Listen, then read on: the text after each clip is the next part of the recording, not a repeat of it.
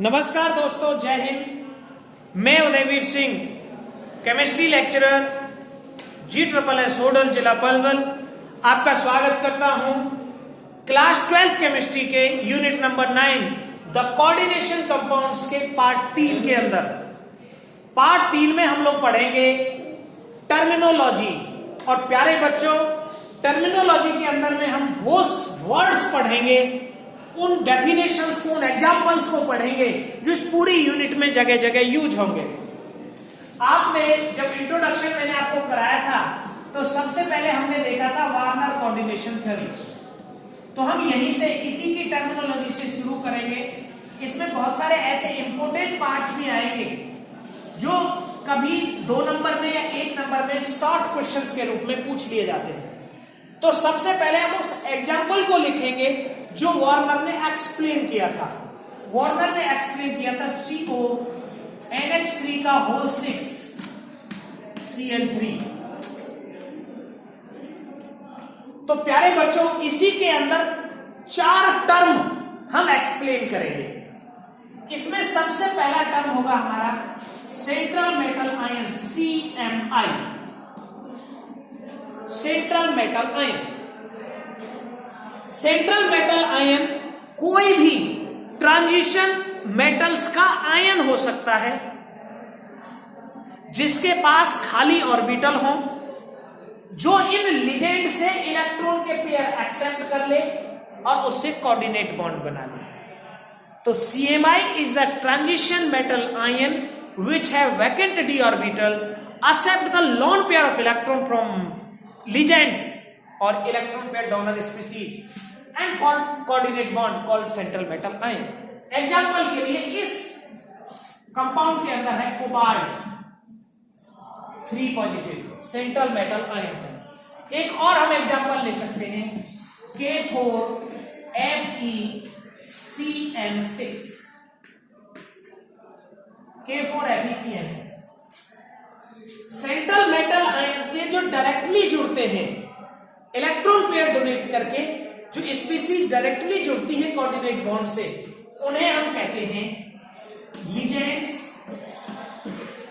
और secondary valency. तो अगर हमें कोई सेकेंडरी वैलेंसी के बारे में पूछता है कि व्हाट आर द लिजेंड्स और सेकेंडरी वैलेंसीज, तो आप कहेंगे इलेक्ट्रॉन पेयर डोनर स्पीसीज। ये इलेक्ट्रॉन पेयर डोनर स्पीसीज होती हैं,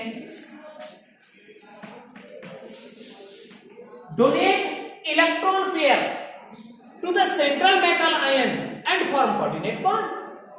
ये जो लिजेंड्स हैं ये हमारे न्यूट्रल एटम हो सकते हैं जो लोन पेयर हो जिनके पास, जैसे NH3, H2O, CO, NH2, NH2, hydrogen नाम है जिसका NH2, NH2।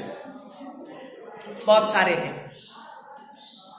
ये नेगेटिव हो सकते हैं जैसे Cl negative, Cl negative, OH negative, CO3 negative, बहुत सारे। ये पॉजिटिव हो सकते हैं जैसे NO पॉजिटिव। तो ऐसी species which have the number of electron pair to donate these electron pairs to the central metal ion and form coordinate bond called ligand।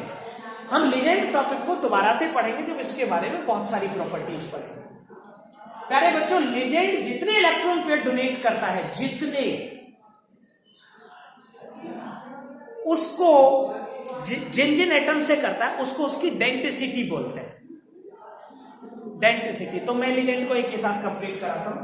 आगे इस पे हमारे पास बहुत ज्यादा टाइम नहीं होगा तो हम इसको अभी कंप्लीट करते हैं। डेंसिटी, डेंसिटी लिजेंड की होती है। ये number of electron pair donor atom होते हैं, number of electron pair donor atom. अब ये नंबर ऑफ डोनर एटम जो लिजेंड के पास होते हैं ये एक हो सकता है। अगर ये एक हुआ तो लिजेंड होगा monodentate ligand. The ligand one है which have one donor atom called monodentate legend.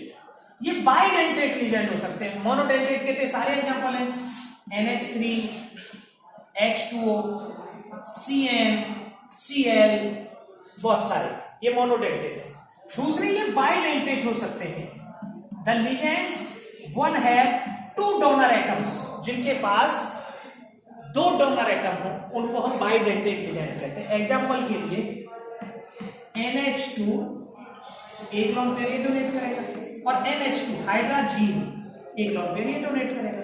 एक होता है CH2NH2 और CH2NH2, इथाइलिन डाइअमीन, इसमें दो डोनर एटम, इसे EN बोलते हैं। जिसके पास दो डोनर एटम हो उसे बाइडेंटेट कहते हैं। जिस पर तीन डोनर एटम हो उसे ट्राइडेंटेट कहते हैं। जिस पर चार डोनर एटम हो उसे टेट्राडेंटेट कहते हैं या पॉलीडेंटेट लिजेंड। तो इन दो को अलग से करेंगे और पॉलीडेंटेट में सारे आ जाएंगे, शामिल हो जाएंगे। Polydentate legends, the legend which have large number of donor atoms called polydentate legend, which have more than 2 donor atoms called polydentate legend। और इसका एग्जांपल है EDTA। नोट कर लेंगे आप, इथाइलिन डाइअमीन, यही वाला इथाइलिन डाइअमीन है। और ट्रेट्रा एसीटेट, 4 एसीटेट ग्रुप जुड़े हों, एसीटेट होगा CH2 C डबल नेगेटिव, ये जुड़ जाएगा हाइड्रोजन हटा के। दो हाइड्रोजन यहां से हटाएंगे, दो एसीटेट जुड़ जाएंगे, दो हाइड्रोजन यहां से हटाएंगे, दो एसीटेट जुड़ जाएंगे। तो इथाइलिन डाइअमीन टेट्रा एसीटेट EDTA कहते हैं और इसकी डेंसिटी होती है 6। तो हमने सबसे पहले डेंसिटी पढ़ा, मोनोडेंटेट, बाइडेंटेट, पॉलीडेंटेट। इसी में एक आता है एम्बीडेंटेट लिजेंड। एम्बीडेंटेट लिजेंड प्यारे बच्चों, एम्बीडेंटेट का मतलब होता है the legend which can attach from both side, आगे से भी और पीछे से भी, जो दो साइड से जुड़ सकता हो। Which can attach from both side. Example के लिए CN लिजेंड है, CN नेगेटिव, तो इसको हम कहते हैं साइनाइडो। लेकिन जब ये N से जुड़ता है, NC, तो ये आइसोसाइनाइडो होता है। एक होता है SCN थायोसाइनो, और इसको जब उल्टी साइड से जोड़ते हैं तो NCS होता है, आइसोथायोसाइनो। तो ऐसे लिजेंड्स को हम कहते हैं एम्बीडेंटेट लिजेंड, जिसमें दो डोनर एटम हो, अपोजिट साइड में किधर से जुड़े, एक इधर से जुड़े, एम्बीडेंटेट लिजेंड। अब होते हैं प्यारे बच्चों हमारे चिलेट्स। और जो चिलेट बनाएंगे, ये नेक्स्ट हमारा वो है टर्मिनोलॉजी में, नेक्स्ट होगा चिलेट। एक बार क्वेश्चन भी पूछ लिया गया था, what are chelates and chelating ligand, 2 नंबर में पूछा गया था।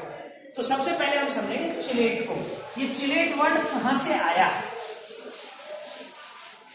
तो प्यारे बच्चों, जो चिलेट है, चिलेट का मतलब होता है क्लॉ या पंजा।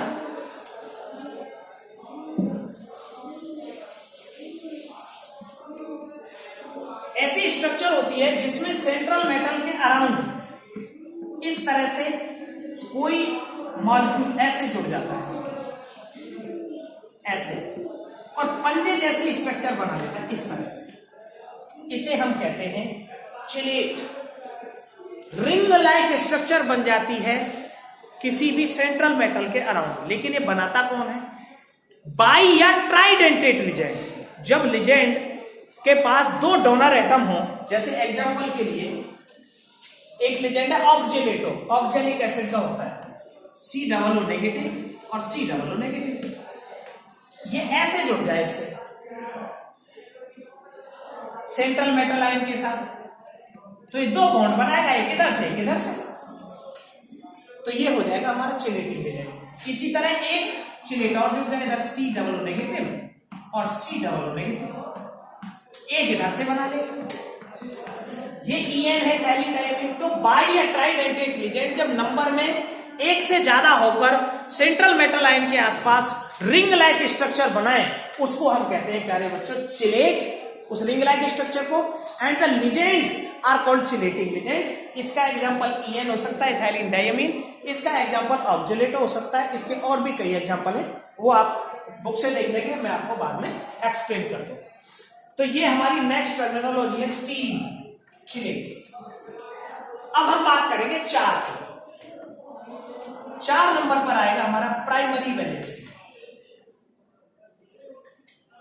प्राइमरी वैलेंसी प्यारे बच्चों, ये जो प्राइमरी वैलेंसी है ये इसी के अंदर जो इस स्क्वायर ब्रैकेट के बाहर नेगेटिव आयंस होते हैं, ये नेगेटिव वैलेंसी होती है जो स्क्वायर ब्रैकेट के बाहर होती है। मैंने लास्ट लेक्चर में आपको प्राइमरी और सेकेंडरी वैलेंसी का जब डिफरेंस बताया था तो मैंने कहा था कि प्राइमरी वैलेंसी आयनिक बॉन्ड बनाती है, सेकेंडरी वैलेंसी कोऑर्डिनेट बॉन्ड बनाती है। प्राइमरी वैलेंसी आयोनाइजेबल होती है, मतलब टूट जाती है, सेकेंडरी वैलेंसी टूटती नहीं है। प्राइमरी वैलेंसी नॉन डायरेक्शनल होती है, मतलब कहीं से भी अटैच हो जाएगी क्योंकि वो अट्रैक्शन का फोर्स है। और सेकेंडरी वैलेंसी कोवेलेंट फोर्स है, कोवेलेंट बॉन्ड है, तो वो डेफिनेट डायरेक्शन में बनेगी। तो ये होती है हमारी तीसरी। यहां पर प्राइमरी वैलेंसी ये है, स्क्वायर ब्रैकेट के बाहर होती है और नेगेटिव आयन होती है, आयनाइजेबल होती है, नॉन डायरेक्शनल होती है और आयनिक बॉन्ड से अटैच होती है। तो एक क्वेश्चन यहां ये भी बन जाएगा, what is the difference between primary and secondary valency. अगला नेक्स्ट टर्मिनोलॉजी में आएगा हमारा काउंटर आयन। काउंटर आयन के साथ साथ एक और टॉपिक जो टर्मिनोलॉजी में काफी पूछा जाता है, पहले काउंटर आयन के बारे में बात करें। 5वें नंबर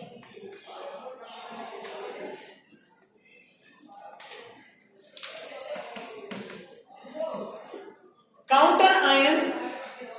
काउंटर आयन से पहले दूसरा बात करें, जब हम किसी भी कोऑर्डिनेशन कंपाउंड को वाटर में डिसॉल्व कर देते हैं तो जो central metal ion plus secondary valency बची रह जाती है स्क्वायर ब्रैकेट के अंदर, इसको बोलते हैं हम कॉम्प्लेक्स आयन। कॉम्प्लेक्स आयन और एंटिटी जो स्क्वायर ब्रैकेट के भीतर होता है वो एंटिटी होता है, जब उसके ऊपर कोई चार्ज होता है तो हम उसे कॉम्प्लेक्स आयन बोलते हैं। और कॉम्प्लेक्स आयन के बाहर जो आयन होते हैं वो हमारे काउंटर आयन होते हैं, जैसे इसके अंदर है K4। तो K4 हमारा काउंटर आयन है और K4 को छोड़कर इस पर चार्ज पॉजिटिव आ जाएगा, इस पर चार्ज नेगेटिव आ जाएगा, ये होगा हमारा एंटिटी या कॉम्प्लेक्स आयन। ये काउंटर आयन या कॉम्प्लेक्स। इसके अलावा